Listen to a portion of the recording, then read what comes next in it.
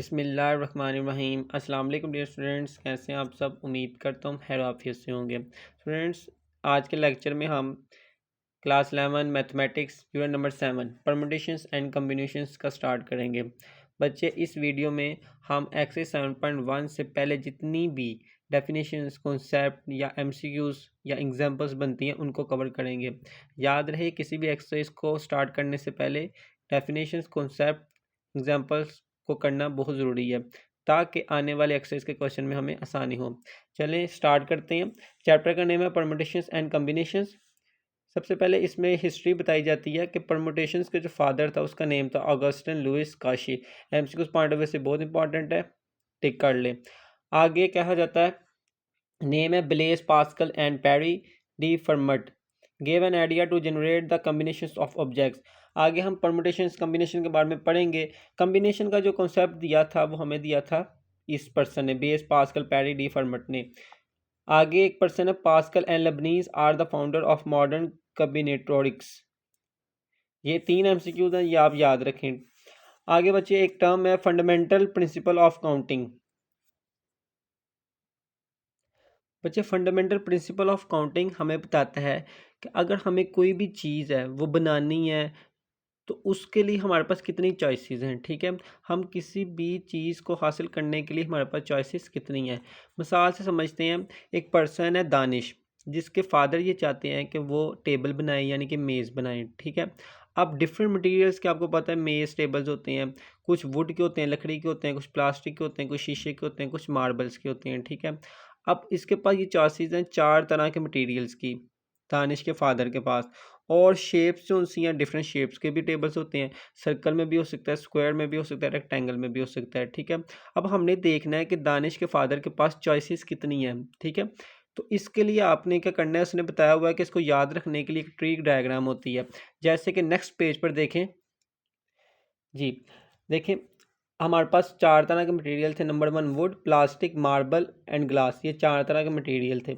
अब बच्चे, अगर हमारे पास मटेरियल हो वुड, तो वुड वाले टेबल को मैं 3 तरह की शक्लों में तब्दील कर सकता हूँ। मैं स्क्वायर भी ले सकता हूँ, उसकी रेक्टेंगल भी ले सकता हूँ, या फिर सर्कल ले सकता हूँ। इस तरह से प्लास्टिक की भी 3 चॉइसेस होंगी, मार्बल की भी 3 चॉइसेस होगी, ग्लास की भी 3 चॉइसेस होंगी।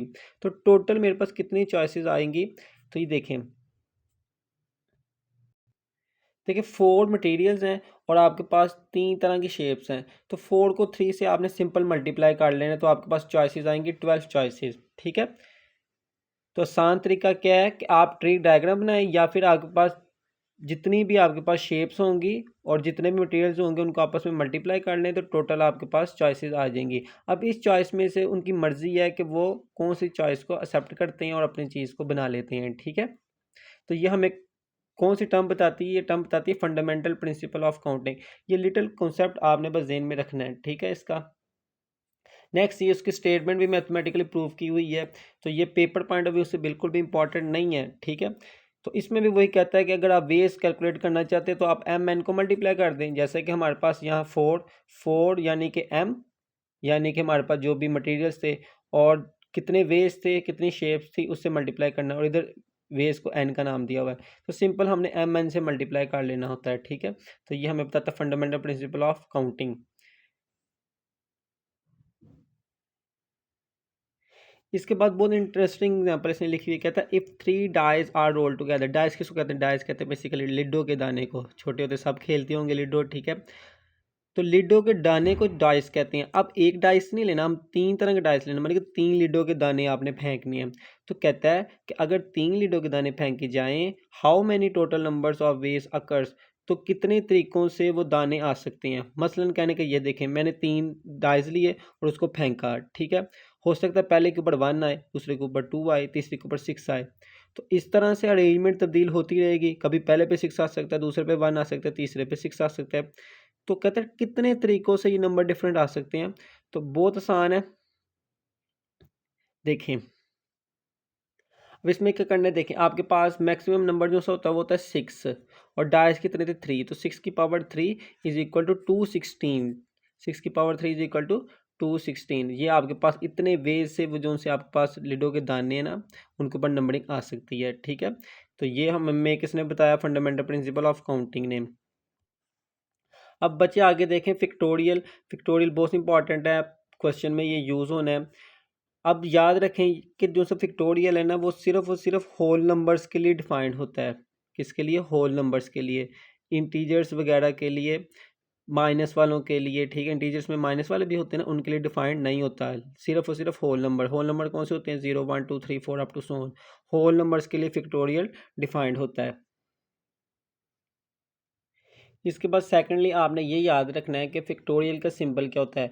बच्चे फिक्टोरियल का ये सिंबल होता है, जैसे कि एक्सक्लेमेटरी का सिंबल होता है ना, उस तरह से फिक्टोरियल का ये सिंबल होता है। इसको ऐसे भी लिख सकते हैं या फिर इसको इस तरह से लिखा जा सकता है।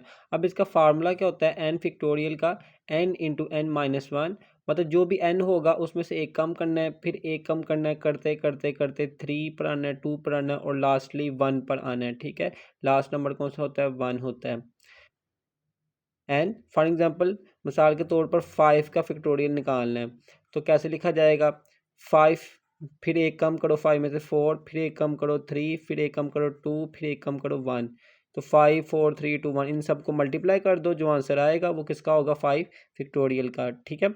अब समझने वाली बात ये तो फार्मूला तो हो गया। अब क्वेश्चन ये राइज होता है कि सर ये तो बताएं कि फैक्टोरियल होता क्या है, ठीक है। बच्चे ये देखें, होप सो आपको नज़र आ रहा होगा। Factorial is used when you want to find the total ways to arrange the objects. Factorial हम इसलिए इस्तेमाल करते हैं कि अगर हमारे पास कोई ऑब्जेक्ट है तो उसको मैं कितने तरीक़ों से अरेंज कर सकता हूँ। मिसाल से समझते हैं। देखिए फॉर एग्जांपल, मेरे पास 3 किताबें हैं। मैंने एक किताब को ए का नाम दिया, दूसरी को बी का नाम दिया, तीसरी को सी का नाम दिया, ठीक है।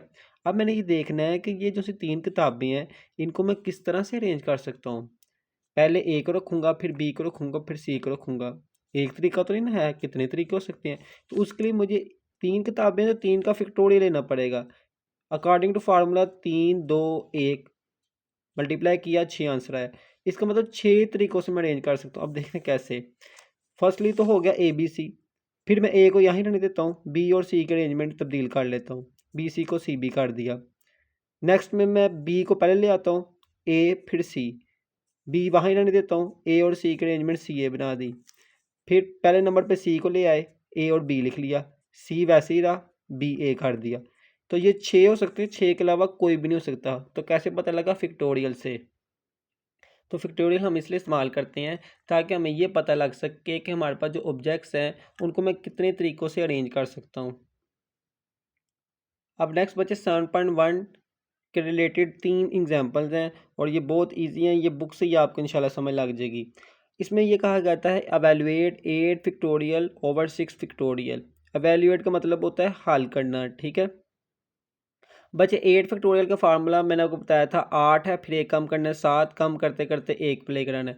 इस तरह 6 फैक्टोरियल को कम करते करते 1 पर लेकर आना है, ठीक है। अब 6 से लेकर 1 तक ऊपर भी है और 6 से लेकर 1 तक नीचे भी है, वो ऊपर नीचे कैंसिल हो जाएंगे, सिर्फ ऊपर बचेगा 8 और 7, और 8 को 7 से मल्टीप्लाई करें 56 आंसर आ जाएगा। नेक्स्ट क्वेश्चन में कहता है right 8765 in the factorial form. अब बच्चे ये देखें, ऊपर था 8765, अगर मैं 8 फैक्टोरियल लिखना चाहूँ तो मुझे 5 से पहले वाले भी तो चाहिए ना, यानी कि 4 भी चाहिए, 3 भी चाहिए, 2 भी चाहिए, 1 भी चाहिए, जो कि यहाँ पर नहीं है, सवाल में नहीं दिया हुआ, सवाल में नहीं दिया हुआ। कहने का मतलब ये है कि जैसे कि देखें, 8 था, फिर था 7, फिर था 6, फिर था 5, उसके बाद 4 भी आता है, 3 भी आता है, 2 भी आता है, 1 भी आता है, जो कि नहीं है। तो अपनी मर्ज़ी से ऊपर भी लेकर आऊँगा और अपनी मर्ज़ी से नीचे भी लेकर आऊँगा, क्योंकि मैथ का ये रूल होता है कि आप अपनी मर्ज़ी से मल्टीप्लाई भी कर सकते हैं, डिवाइड भी कर सकते हैं। जब मैंने मल्टीप्लाई किया तो ऊपर बन गया 1 फैक्टोरियल, जब मैंने डिवाइड किया तो नीचे बन गया 4 फैक्टोरियल। तो उसने यही कहा हुआ था कि फैक्टोरियल फॉर्म में कन्वर्ट करें, इसलिए मुझे ऊपर नीचे मल्टीप्लाई और डिवाइड करना पड़ा था, ताकि मैं ऊपर वाले को 8 फैक्टोरियल बना सकूं, ठीक है। नेक्स्ट क्वेश्चन नंबर 3, यानी कि एग्जांपल नंबर 3 में एवेल्युएट अगेन। अगेन आपके पास है 9 factorial over 6 factorial into 3 factorial. अब बच्चे 9 फैक्टोरियल को मैं लिख सकता हूँ 9 8 7, आगे 6 5 4 सब कुछ लिख सकता था। अब 6 फैक्टोरियल पे क्यों रुक गया? क्योंकि मैं सिंप्लीफाई कर रहा हूँ, एवेल्युएट कर रहा हूँ, ठीक है, ताकि मेरा छोटा से छोटा आंसर आए। तो मैं 6 फैक्टोरियल पे इसलिए रुक गया कि नीचे भी 6 फैक्टोरियल था, ऊपर नीचे मैं कैंसिल कर दूँ। तो ऊपर नीचे मैंने कैंसिल कर दिया। 9 8 7 को मल्टीप्लाई करेंगे, 3 2 1 को मल्टीप्लाई करेंगे, या फिर आसानी के लिए ऐसे कर ले, 3 का टेबल पढ़ें कि 9 आए, 3 3 ज़ा 9, 2 का टेबल पढ़ें कि 8 आए, 2 4 ज़ा 8। अब मल्टीप्लाई करें, 3 4 ज़ा 12, 12 को 7 से मल्टीप्लाई करें 84, और नीचे तो 1 था तो 1 लिखने की ज़रूरत नहीं है, तो आंसर क्या है 84। दोबारा समझे, 3 को टेबल पढ़ें कि 9 आए 3 से, 2 का टेबल पढ़ें कि 8 आए 4 से, 3 4 ज़ा 12 और 12 7 ज़ार 84। तो ये आपका आंसर। ये नीचे उसने स्टेप्स नहीं लिखे हुए, इसने लिखा हुआ है कि इस तरह भी हल किया जा सकता है। तो पहला स्टेप जो सा था मेथड वही बड़ा आसान था, तो ये वाला आप कर लीजिएगा। तो इस तरह से आपकी जो सी ना ये थ्योरी जो सी थी concept wise example wise chapter 1 की वो ख़त्म हो गई है। नेक्स्ट लेक्चर में हम एक्सरसाइज चैप्टर 1 स्टार्ट करेंगे, ठीक है। तो इसको अच्छी तरह क्लियर कर लें, इसमें ज़्यादा चीज़ें नहीं थी, छोटी छोटी चीज़ें थी। नेक्स्ट इंशाल्लाह चैप्टर 1 स्टार्ट करेंगे। अगर कोई भी कन्फ्यूजन है तो आप कमेंट में लाजमी पूछें। ओके, अल्लाह हाफिज़।